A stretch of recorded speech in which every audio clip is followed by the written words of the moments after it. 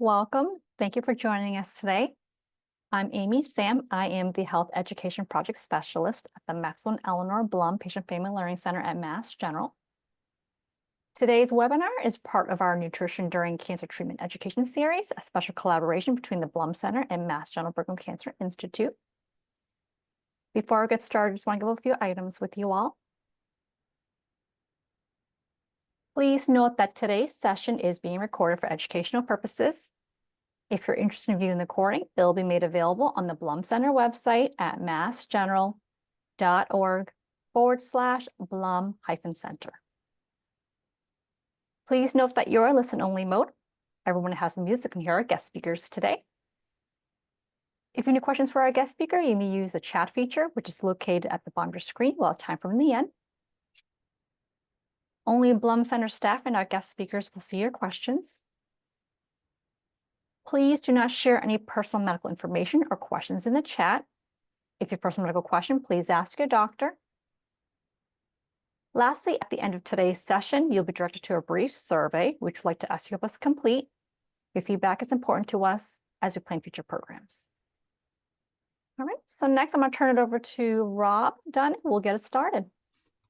Awesome, Amy. Thank you so much. To everyone in the audience, hi, my name is Rob. I am the clinical nutrition manager at some of the sites at the Mass General Brigham Cancer Institute, and I am very grateful today to be joined by my colleague, Martha Silva.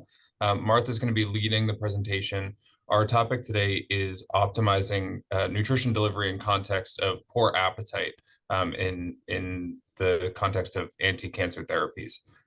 Martha will do a great job walking you through this presentation. I'll be monitoring the chat for any questions you may have, so please send them in, and we'll address those at the end. Without further ado, I'll pass it to Martha. Awesome. Thank you, Rob. And I will share my screen so we can get started. Just one moment.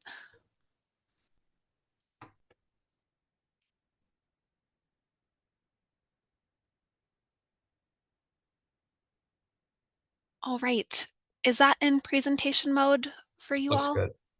Awesome. So as Rob stated, today we'll discuss how to manage poor appetite during cancer treatment. Here's our agenda. I'll start by providing a brief overview of nutrition during cancer care, and then we'll dig into loss of appetite, why appetite wanes, how prevalent loss of appetite is among patients receiving cancer treatment, and what we can do about it through dietary approaches to management, other interventions, and some practical tips and tricks. Nutrition and cancer care. Our team of registered dietitians works with patients, their families, and their oncologists to manage the side effects of treatment, including poor appetite, develop individualized diet and hydration plans based on patient dietary restrictions and preferences, recommend oral nutrition supplements, prevent, identify, and treat malnutrition, guide tube feeding support as needed, and counsel on nutrition for wellness and survivorship. Loss of appetite, also known as anorexia, and early satiety, which is a premature feeling of fullness, are two very common side effects of cancer and its treatment. Poor appetite typically leads to inadequate nutrition intake because people may not be finishing their typical portion sizes, or they may be skipping meals entirely, and that can lead to weight loss and ultimately malnutrition. Additionally, anxiety, pain, depression, and fatigue can contribute to appetite loss, so it's important to be having frequent conversations with the care team about these symptoms in case they may play a role.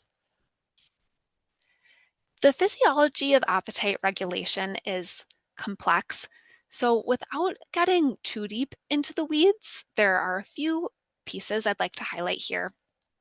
In the central nervous system, the hypothalamus receives signals from the periphery or the rest of the body, primarily through hormones.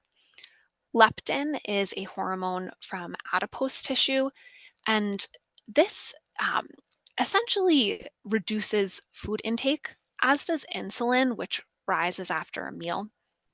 Ghrelin is another hormone made by the stomach that's sometimes called the hunger hormone because it increases appetite. And peptide YY and GLP-1 work to reduce food intake. In addition to the hypothalamus, the brainstem also receives signals from the gut about how full the stomach is and about different nutrient levels. What's important to know is that cancer disrupts this physiology in a few different ways. First, cancer can produce cytokines that reduce food intake and slow gastric emptying, which is how quickly the stomach empties its contents into the small intestine so they can proceed through the digestive tract. Cancer can also alter hormones like GLP-1 that regulate motivation to eat. You may be familiar with GLP-1 agonists, which are prescribed for blood sugar management and desired weight loss. These drugs mimic the action of GLP-1 and suppress appetite. And then finally, cancer can impact neurotransmitters, including serotonin, that regulate energy balance. So, in summary, appetite dysregulation stems from many factors. And because of this dysregulation, people with cancer may not be able to rely on their hunger cues as a true reflection of what their body needs for fuel.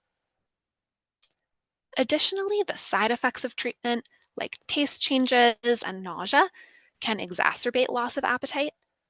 Other risk factors include surgical procedures that produce early satiety, again, that premature feeling of fullness. Two examples could be a gastrectomy or an esophagectomy.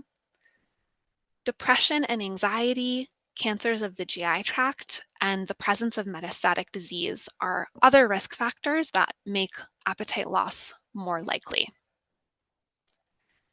This table summarizes the prevalence of appetite loss during anti-cancer therapy among patients who are inpatient at the hospital and outpatient, so presenting to ambulatory clinics like our cancer center to receive treatment.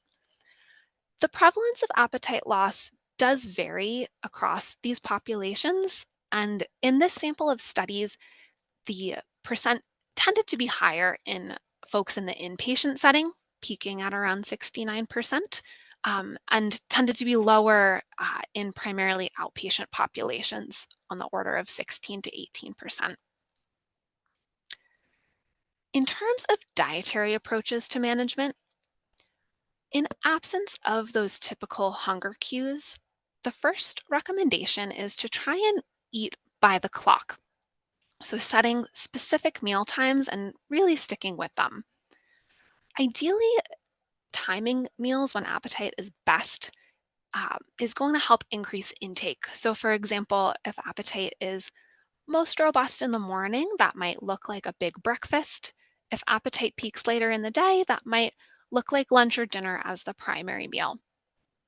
We also recommend separating liquids from meals by about 30 minutes so that people don't fill up on fluids and can really maximize intake from solid foods. Increasing the nutrient density of food as tolerated through the use of dietary fats like peanut butter, avocado can help just get more, um, volume out of the food from a calorie standpoint without actually adding a lot of volume in terms of bulk. Incorporating convenience items and food that's easy to prepare, particularly if fatigue is a challenge, can help conserve energy for the act of eating. And then thinking of eating as an integral part of treatment and really framing food as fuel can be a helpful mindset to adopt, again, without those regular hunger cues. Lastly, if able to incorporate daily movement, even light walking, chores around the house, that can help stimulate appetite as well.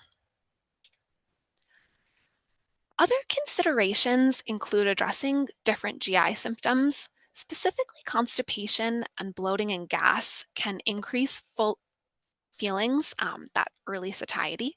So, we would want to make sure that we're staying ahead of these symptoms.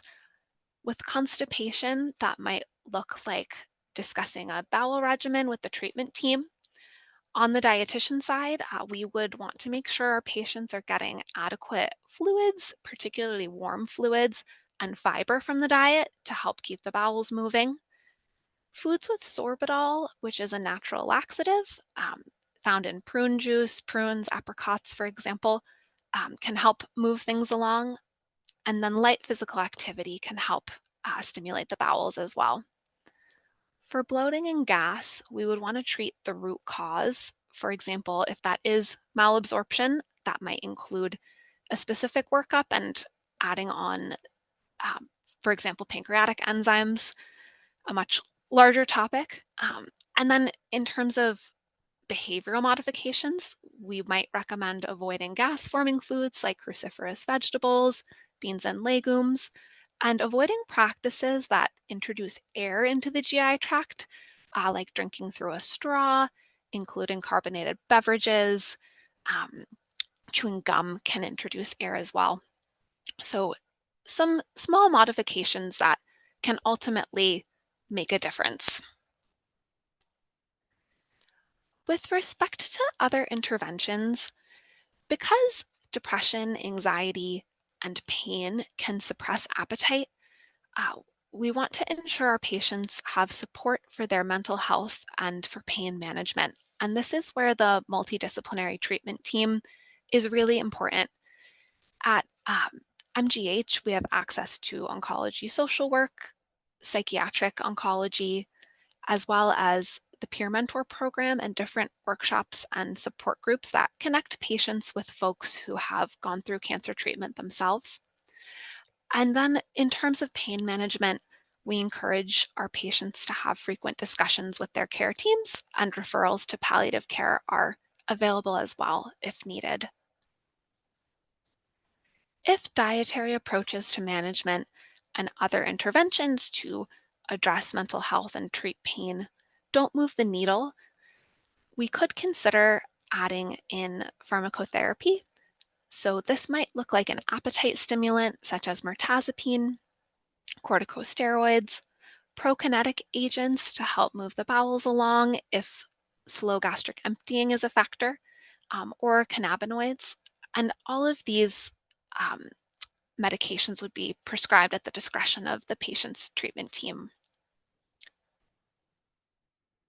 Beyond oral nutrition, if appropriate, nutrition support may be an option.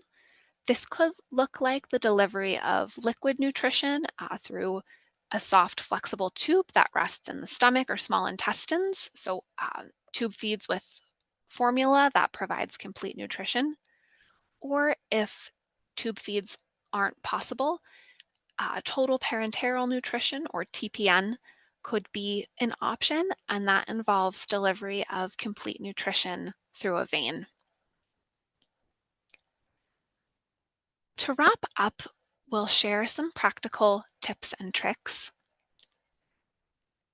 If we're thinking about what a typical day might look like, we would want to, as noted, eat by the clock. So we recommend setting meal times and sticking with them.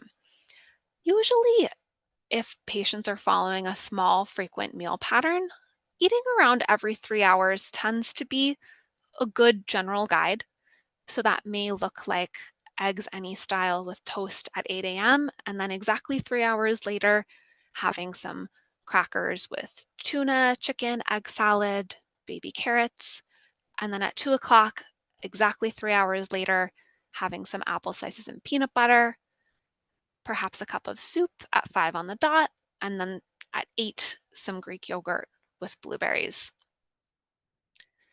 If tolerated, increasing the nutrient density of these meals through dietary sources of fat is a nice way to just really pack in the calories. So that might look like adding half an avocado to add about 160 calories to that breakfast meal, adding extra mayonnaise to the tuna, chicken, egg salad, extra peanut butter with the apple slices. A tablespoon of olive oil has 120 calories, and that can stir into soup or broth or be drizzled on vegetables, salad. And then, if a patient is able to tolerate dairy products, especially choosing full fat dairy can just be a nice way to sneak in some extra calories. and adding any toppings that appeal, nuts, seeds, dried fruit, etc., is a great option. Liquid sources of nutrition may be a nice mini meal substitute. So you could swap out one of those mini meals with a drinkable yogurt, a protein smoothie, high protein milk, or with specific oral nutrition supplement products. So those found beyond the typical grocery store shelf, that might look like an Ensure or Boost shake. These come in high calorie, high protein versions. For folks who prefer plant-based products, that might look like something from Kate Farms or Orgain. Orgain has some whey protein products available as well. And there are also clear liquid products available. These tend to be a bit lighter and come in fruit flavors. So a lot of great options out there to help increase nutrition intake. Lastly, patients of the Mass General Brigham Cancer Institute are encouraged to schedule appointments with our team to provide individualized guidance beyond these general recommendations shared today. We care for patients in Boston, Danvers, Newton Wellesley, and Waltham. These are our references, and we'd be happy to take any questions. Awesome, Martha. Thank you so, so much. I really want to emphasize how multifactorial and complicated the suppression of appetite can be in context of cancer care. I think you did a really excellent job walking people through the way that like anatomy, hormonal changes, the influence of different medications and cancer anti-cancer therapies can influence the way that we experience hunger.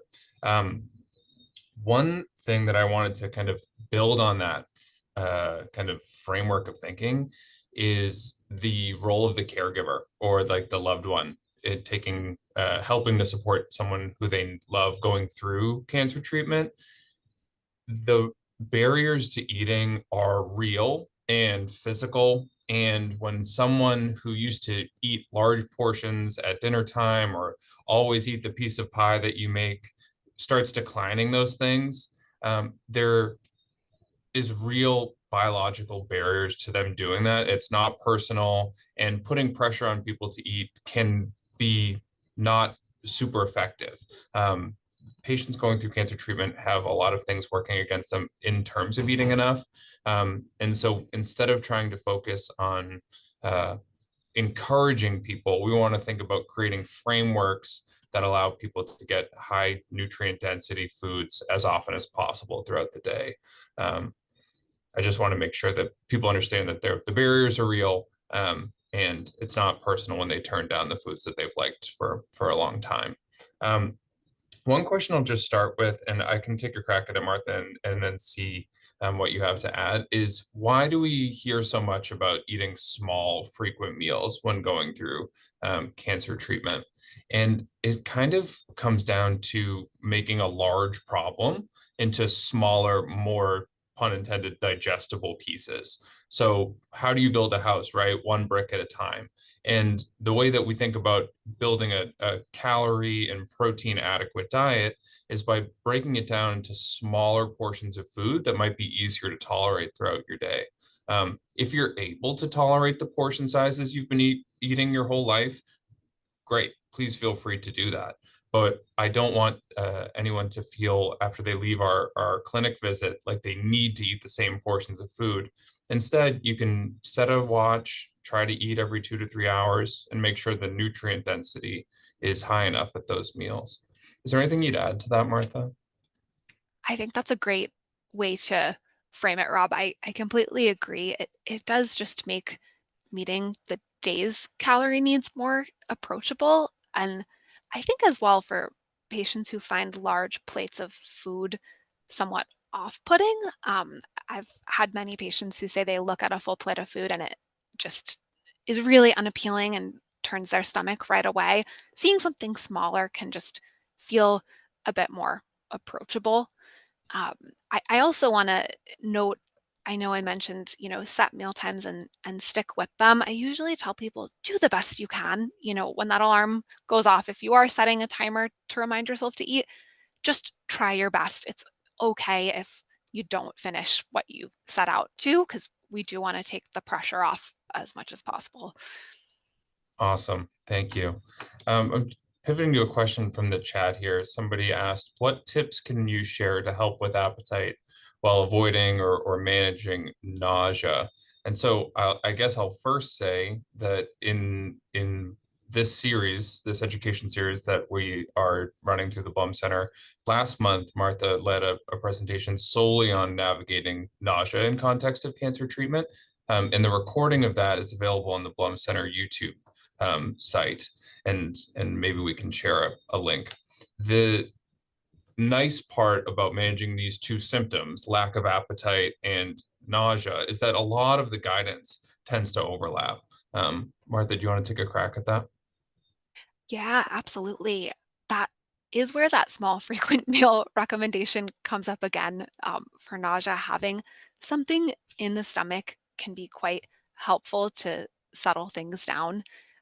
But particularly with the nausea at those small frequent meals, we recommend including starchy, salty foods. So that might be like, some dry toast, crackers, at least to settle things down.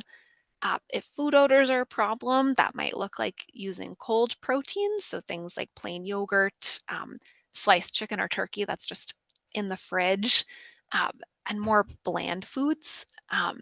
So it can look a little bit different based on the person's presentation of nausea.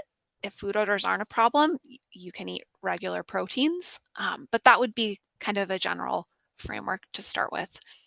Awesome. And that leads well into a kind of follow-up question, which is what are examples of nutrient-dense foods? And I can take a stab at that one. Really, what we're wanting to think about is bang for your buck, right? So what foods can we incorporate in your daily kind of diet pattern that is going to have the maximum amount of calories, protein, and nutrients per bite or per square inch? And very often that means adding dietary fat to foods. So that's a drizzle of olive oil into a cup of soup.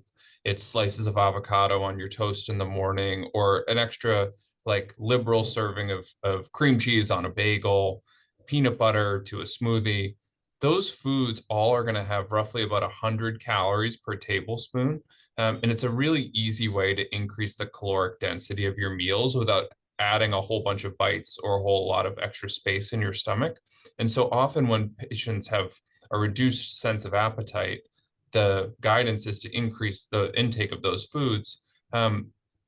In context of managing nausea, liquid sources of fat tend to be a little bit easier tolerated than solid sources of fat. So if you're feeling nauseous, it might be easier to do a little bit of added oil to the soup rather than those bites of avocado. And then one question I wanted to just pose to you, Martha, is, do you, in these small frequent meals, do you have patients prioritize kind of order of eating, or is there anything like within the meal that they should focus on trying to finish? The protein component is particularly important if we're thinking about trying to keep lean body mass intact. So if the ability to finish even a small portion is somewhat limited, I do typically tell patients start with the protein just so you get that in, and then add in, the carbs, fruits and vegetables, fats as you can. But that's usually my typical recommendation. I'd be curious, Rob, if you have the same approach or a different one. Totally. I totally agree. I think that the first few bites certainly enjoy like a mixed meal. Often when we talk about food from a clinical perspective, we're focusing on protein and starches and nutrients. But we know that you're probably eating more a bowl of pasta with a piece of protein on top of it, or you're having an entree salad with a piece of you know homemade bread on the side, or you're out to eat with your family. And so enjoy all of the meal components together. But as your appetite starts to fade during the meal, if you notice that you're feeling full, what you want to prioritize is exactly what Martha said, finishing the serving of protein to make sure that you're giving your muscles the resources to avoid muscle loss. When we talk about nutrition in context of anti-cancer therapy, very often what we're talking about is maintaining your muscle mass, and protein is really, really key to that. I'm not seeing any other questions in the chat, although as we close, please feel free to add any questions you may have that we didn't discuss. This session is one of a series. We're doing a monthly presentation on kind of the symptoms that inhibit adequate nutrition across cancer treatment. So the next installment of this will just be in early December, and all of the dates are available through the Blum Center website. Oh, thank you. And I see Amy added to the chat, to the person who had a question about managing nausea, the link to our last installment, which goes into that in considerable depth.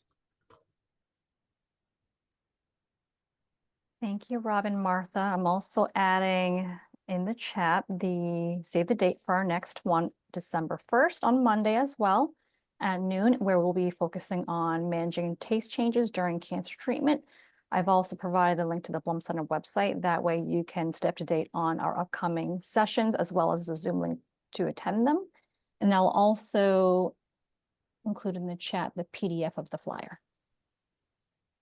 Looks great.